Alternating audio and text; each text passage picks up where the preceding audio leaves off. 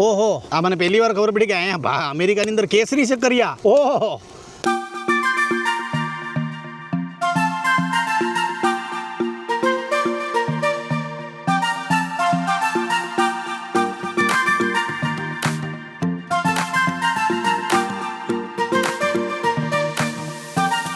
Hello નમસ્કાર, જય શ્રી કૃષ્ણ. હું છું તમારો પ્રિય ખજૂર. અત્યારે હું છું ઓરેગન સ્ટેટની અંદર. ઓરેગન સ્ટેટમાં વન ઓફ ધ બેસ્ટ ફરવાલાયક કોઈ જગ્યા હોય તો એ છે ક્રેટર લેક. 7000 વર્ષ જૂનું આ ઊંડામાં ઊંડું ડીપેસ્ટ લેક છે, જેની અંદર તમને પાણી જોવા મળશે એકદમ બ્લુ. રહસ્યમય આ લેક છે. આના વિશે તમને હું ડિટેલમાં કહીશ, પણ આ તમે જોવો છો શા માટે ક્રેટર લેકને ઓરેગન સ્ટેટનું સુપર્બમાં સુપર્બ લોકેશન ગણવામાં આવે છે એ તમને મળીને કહું છું. પહેલા મારે જવાનું છે સામે પહાડ પર જઈને થોડાક ડ્રોનના શોટ લઈ અને પછી અમે શું કરશું તમામ માહિતી આપીશ. તમે ખાલી બનેલા રહેજો. જો આ વ્લોગ તમે મિસ કર્યો બોસ, અટવાશો.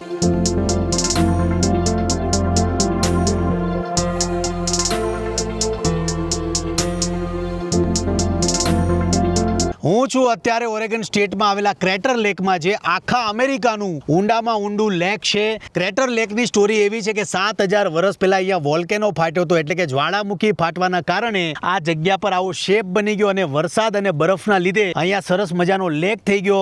હવે એક બીજી વાત એ છે કે અહીંયા તમને કોઈ નદી નથી જોવા મળતી કે કોઈ એન્ટ્રી કે એક્ઝિટ જોવા નથી મળતી. આ એક ગોળાઈની અંદર આ પાણી ભરાયેલું રહે છે, ક્યારેય પાણી ખૂટતું નથી. ખાલી ને ખાલી માત્ર વરસાદના પાણી અને બરફના લીધે આ ઝીલ જે લેક છે તૈયાર થયો છે. ઓરેગન સ્ટેટની અંદર ઘણી જગ્યા પર બરફ પડતો હોય છે, પણ આ જગ્યા પર આ જે ઝીલ છે, આ જે લેક છે, ક્યારેય જામતી નથી. બરફની ચાદર આની પર ક્યારેય પથરાતી નથી, એટલે કે આ જે પાણી છે બરફ બનતું નથી. એટલું રહસ્યમય આ લેક છે, ન પૂછો વાત. આ ક્રેટર લેકને બીજી એક વાત છે જે રહસ્યમય શા માટે બનાવે છે એ પણ જાણીએ. ક્રેટર લેકની બીજી રહસ્યમય વાત એ છે કે આ લેકની અંદર ઓલ્ડમેન નામનું એક ટ્રી છે, જે અડધું પાણીની અંદર છે અને અડધું એટલે કે થોડું 5 થી 6 ફૂટ જેટલું પાણીની બહાર છે, જે મુવમેન્ટ કરે છે. ફોર એક્ઝામ્પલ, ઓલ્ડમેન નામનું ટ્રી આજે આ કિનારે છે તો બીજા દિવસે લેકની વચ્ચે હશે. રહસ્યમય ટ્રી છે. જ્યારે આના પર સર્વે કરવામાં આવ્યું ત્યારે ખબર પડી કે 3 મહિનાની અંદર આ જે ઝાડ છે મુવમેન્ટ કરતું 60 માઇલ જેટલું અંતર કાપી નાખે છે. પહેલી વખત ઓલ્ડમેન નામના ઝાડને ડિસ્કવર કર્યું હતું 1896માં જોસેફ ડીલર નામના વ્યક્તિએ, જેને પોતે ડિસ્કવર કર્યું કે આ લેકની અંદર આ ઝાડ કેવી રીતના તરી શકે અને એ પણ ડૂબા વગર. ઝાડ મોસ્ટલી એવું છે કે ભાઈ પાણીની અંદર તરે તો ગમે ત્યાં ડૂબવાનો જ ભય હોય છે, કાં તો બગડવાનો જ ભય હોય છે, પણ આ ઝાડ છે ઊભું ને ઊભું પાણીની અંદર તરે છે. એટલે ઘણા લોકો અહીંયા રિસર્ચ કરી ગયા કે આ ઝાડ કયા હિસાબે તરી શકે છે. અદ્ભુત લેક છે. તમારે તમારા જીવનમાં એક વખત ક્રેટર લેક, ઓરેગન સ્ટેટમાં આવેલા લેકની આખા અમેરિકાનું ડીપેસ્ટ લેક કહેવામાં આવે છે આને.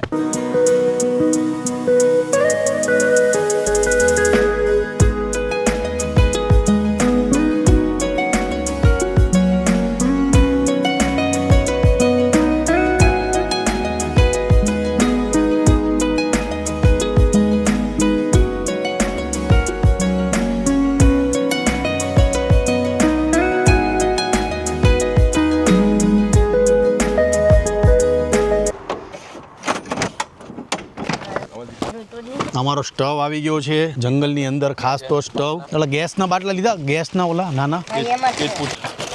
ઉપર ફરી ફરીને થાકી ગયા એટલે નીચે ઉતર્યા. નીચે ઉતરીને આજે ખીચડી બનાવશું, શક્કરિયા છે, મકાઈ છે, બધું શેકવાનું છે. ખાસ તો મને ખીચડી કરતાં વધારે કોઈ સારી આઉટિંગ પર જઈએ કે કોઈ જંગલ એરિયામાં જઈએ તો બટેકા શેકીને ખાવાની બહુ મજા આવે. કાલ આ પેરું લીધા હતા, હવે પેરું મૂકી દેની શાંતિથી. હાલો, પછી આ બહુ ટાઈમ જાય જો આપણો. હું આ બધાને બે વસ્તુ ઉપાડવી પડશે. જોજો. હા બસ થઈ ગયું. હા થઈ ગયું. હાલો, પડી ગયું કે શું થયું? ભાઈ ગીત આપણે સાંભળ્યું તો નદી કિનારે નારિયેળી રે લોલ નારિયેળી રે, પણ આપણે નદી કિનારે આજે ખીચડીનો કાર્યક્રમ છે એટલે આજે ખીચડી બનાવશું. જોજો એ મારું પડો. બે વસ્તુ રસ્તામાં બધા ઉપાડી તો લીધી, પણ હવે બધા થાકવા મળ્યા થોડા. જિંદગીની અસલી મજા પ્રકૃતિમાં જ છે. ઓલા બે વજન આટલું સ્ટ્રગલ કરે છે ક્યારના. ઉપાડી તો લીધું, હવે બેન તકલીફ પડે છે.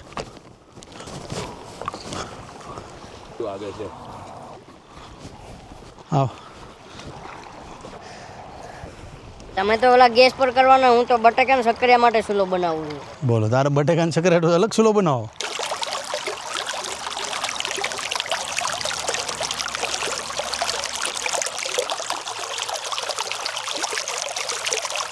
ખીચડી માટે બટેકા છે, કાકડી છે, ટમેટા છે, મરચા છે, ધોઈનેકા છે, નેચરલ ક્રિસ્ટલ પાણી છે, ખલખલ પાણીનો અવાજ છે ને જંગલની વચ્ચે તમે ખીચડી બનાવો. તમારા ભાગમાં મમરા હોય ને ત્યારે જીવનમાં કાંઈ ન થાય તમારથી. ખીચડી બનાવવાનો કાર્યક્રમ લઈને નીકળ્યા અને આ લોકો તપેલી ભૂલી ગયા. ક્યાં જાવું? મારે તો જીવનમાં હું કરવાની કોણ જાણે. આ બિચારો પાસે બધું હળગાવતો હતો. દાદા તારી જવાબદારી હતી, અમારી નથી ભાઈ. તમારો વાંક છે ભાઈ નિહારભાઈ. હા, અમે વિચાર કરો બધું આ અત્યારે હું બટેકાને બધું ધોતો હતો, આ બધું ધોતો હતો તપેલી. હવે હું કરી હું પણ બટેકા મકાઈ શેકી લઈ. મકાઈ છે આ બોક્સ હવે હું કરી હું પણ આમ દાળ ચોખા લેતો.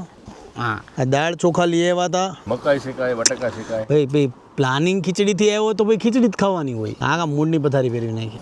ભાઈ શક્કરિયા છે, મકાઈ છે, બટેકા છે, બધું શેકીને ખાઈ લો. એ પકડ તો. ઓલો બિચારો લાકડા વીણ્યા જો તો અમે.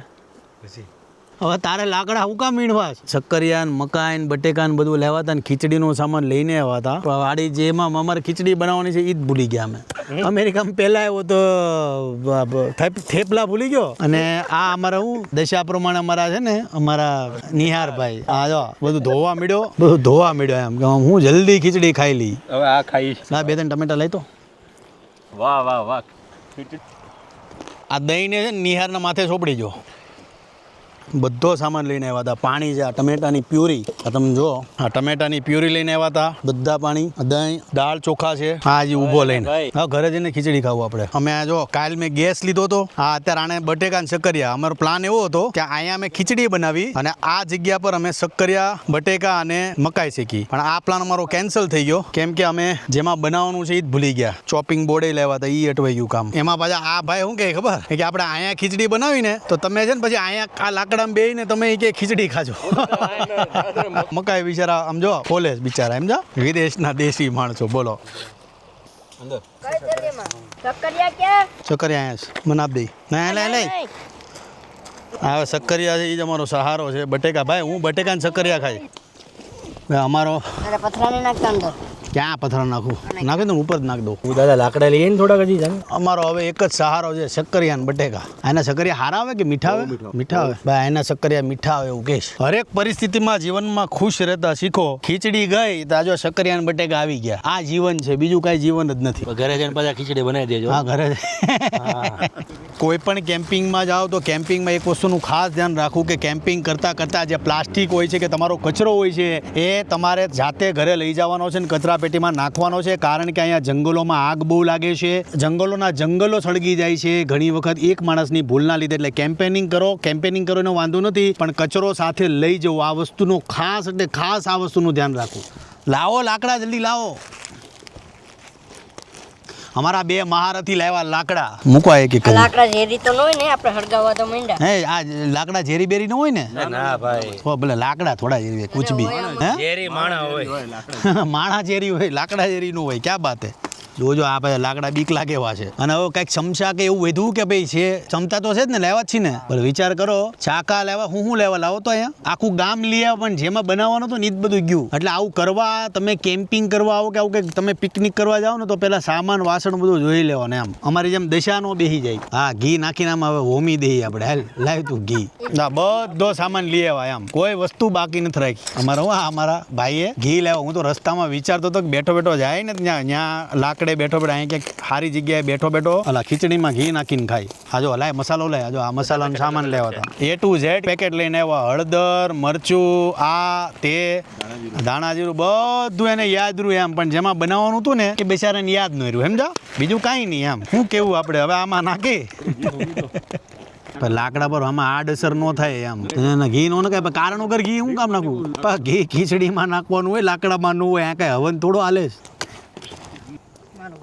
આ કાચું છે હવે હું હવે આ 5 મિનિટ હજી થઈ નથી ને કાળું થઈ ગયું, તે થઈ ગયું, રેડી થઈ ગયું. એમ ન હોય દાદા, થોડીક વાર રહેવા દેવાનું હોય. ઉપર નાખની હતી મેં દાણા લઈ આવ્યા હતા એમ. ખીચડી બની જાય ને પછી માથે નાખવાનું એમ. લાય મને આપ દે થોડાક. હા બાલા લે જલ્દી. મનને મનાવીને હવે નક્કી એવું કર્યું છે કે ભાઈ બહુ મસ્ત બનવાનું છે. આંખમાં એટલો બધો ધુવાડો ગયો ને કે મોઢું ધોવું પડશે. ભયંકર ધુવાડો.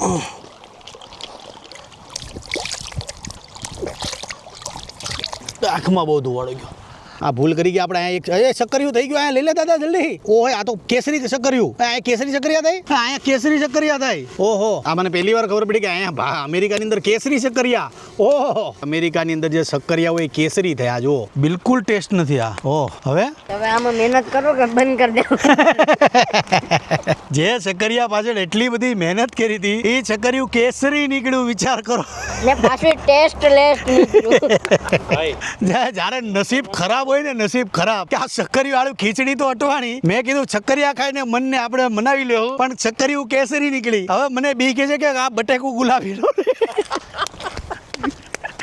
મને બી કહે છે કે આ બટેકું ગુલાબી નો નીકળે. આ બટેકું ટ્રાય કરીએ શું છે. દાદા કાચું છે બટેકું બાપા. આ સક્કરિયું એને ખાવું એ લઈ લો. દાદા ખાવું છે નહીં. ચાખો નિહાર. મકાઈ કહો. અમારા ગુજરાતીમાં આને ડોડો કહેવાય. ડોડો. અને વાવ મકાઈ સારી છે. બટેકા એ કોઈ નથી. આ બટેકા પાકતા નથી. હાથ બધા કાળા થઈ ગયા. તપેલી ભૂલી ગયા. ધબડકો આને શું કહેવાય. ધડાકો જો ધડાકો. ભાઈ આવો સક્કરિયું કોને ખાવું છે. બટેકું આપણું થઈ ગયું. આ બટેકા આટું આ મીઠું મરચું નાખ દે ને થાળીમાં. બને નાઈપની એક ભાઈ છાશ બની ગઈ મારી.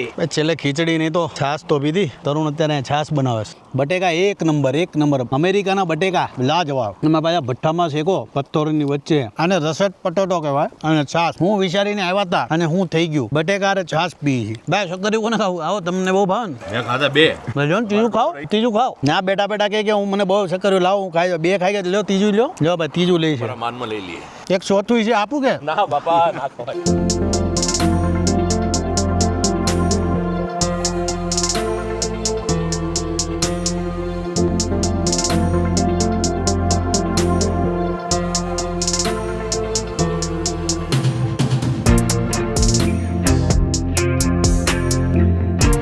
અમારા જેટલા વ્લોગ છે અમારા જેટલા વિડીયો છે તરુણભાઈ જાની એ એડિટ કરે છે. શૂટિંગ એ કરે પ્લસ ગાડી એ આકે. એટલે એની જવાબદારી બહુ મોટી છે. ટીમ વર્કમાં કામ કરો એટલે જીવનમાં તમે આગળ જ જાઓ ને તમારી ટીમને લઈને આગળ હાલો એટલે તમે જીવનમાં આગળ જ જાઓ. હવે મીઠું મરચું લઈ લઈ. તરુણે છાશ બનાવી સુપર છાશ. એમ બેઠા ત્યાં ડોડા ખાઈ લ્યો મજા આવશે. હા બીજો રહેવા જો બીમાર પડી જાઓ. બહુ સરસ મજાના ઓકેશન પર આજે ભેગા થઈ ગયા છે આપણે. એટલે ખાસ તમામ લોકોને કહેવાનું કે અમેરિકાની અંદર જેટલા સ્ટુડન્ટો હોય એને ખાસ કહેવાનું એજન્ટો પાસેથી બધું શીખીને આવતા હોય. આવીને ખબર પડે કે ભાઈ અહીંયા ભણવું હતું કે નહોતું ભણવું એ સ્ટુડન્ટને જ ખબર પડે. તમે 2-3 દિવસથી શામલભાઈને મારી સાથે જોતા હશો તો શામલભાઈ 18 વર્ષથી અમેરિકામાં રહી છે. પોતે ફાર્માસિસ્ટ છે. પોતાએ 3 માસ્ટર ડિગ્રી કરી છે. અને ખાસ તો હેલ્થ કેરને લગતી તમામ જેટલી સમસ્યા હોય એનું આ તમે જો જીવતું જાગતું ઉદાહરણ છે. કારણ કે ઘણીવાર એવું થતું હોય છે કે ઘણાને દવા કઈ લેવી ખબર ન હોય. દુનિયાની અંદર કે પરિવારની અંદર જ્યારે કોઈ બીમારી આવે ત્યારે આપણે પહેલો વિચાર શું આવે કે ભાઈ આ નિદાન માટે કયો ડોક્ટર સારો કયો ડોક્ટર કેવો આપણે બધાને પૂછવા મળીએ કે આપણે કઈ દવા લેવી જોઈએ એ બધાને પૂછવા મળીએ. તો એના માટે કોઈ એવો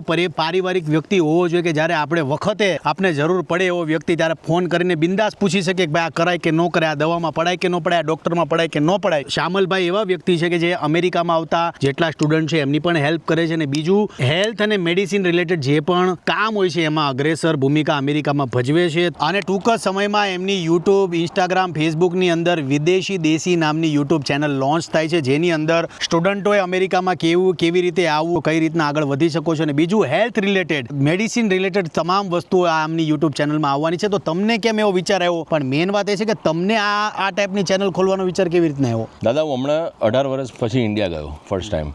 અને ઇન્ડિયા જ્યારે ગયો ત્યારે પપ્પાને જ્યારે હું મૂકીને આવ્યો હતો 18 વર્ષ પહેલાં ત્યારે એક બી ગોળી નહોતા ખાતા. અને 18 વર્ષ પછી જ્યારે હું ઇન્ડિયા ગયો તો એમના ડ્રોવરની અંદર મેં 17 દવાઓ જોઈ. તો મેં પહેલો સવાલ એમને પૂછ્યું મેં કહ્યું આ શેની દવા છે આટલી બધી. તો કે ઉંમર થાય દવા લેવી પડે. મેં કહ્યું તમને ખબર છે આ શેની દવા ક્યારે લેવાય. તો કે કલર જોઈને ખબર પડી જાય. તો મને શોખ લાગ્યો. મેં કીધું આ કલર જોઈને કેમ ખબર પડે. કેમ કે આજે ફાર્મસીમાં સ્ટોકમાં કદાચ પિંક ગોળી આવી હોય આવતા મહિને તમે જાઓ તો એ સફેદ ગોળી થઈ જાય. આ પેટની ગોળી તમે માથામાં લઈ લો માથાને દુખાવા માટે લઈ લો અને માથાને દુખાવાની પેટ માટે લઈ લો તો એની અસર કેવી થાય બરાબર ને. એટલે મને થયું કે આ તો ખાલી મારા ઘરનો કિસ્સો છે. તો એવા કેટલા પરિવાર હશે કે જે આવું ખાલી કલર જોઈને ડિસિઝન લેતા હશે કે આ દવા આમ લેવાય કે આમ લેવાય. તો મને એમ થયું કે આપણે થોડું નોલેજ આપીએ જે હું ભણ્યો છું જે મારો અનુભવ છે તો હું યુટ્યુબની અંદર શેર કરું તો જેથી કરીને આપણી જનરેશનને ખ્યાલ આવે. અને સ્ટુડન્ટ વિઝા પર હું અમેરિકામાં આવ્યો હતો અને 18 વર્ષથી હું રહું છું. તો મેં ઘણા બધા સ્ટુડન્ટો એવા જોયા છે જે આવ્યા છે અને એને પ્રોપર ગાઈડન્સ ન મળવાને કારણે એવા અટવાય છે બિચારા કે એક તો સાચી કોલેજ કેમ સિલેક્ટ કરવી એ નથી ખબર પડતી. ઘણી વખત સસ્તી કોલેજ શોધવા જાય છે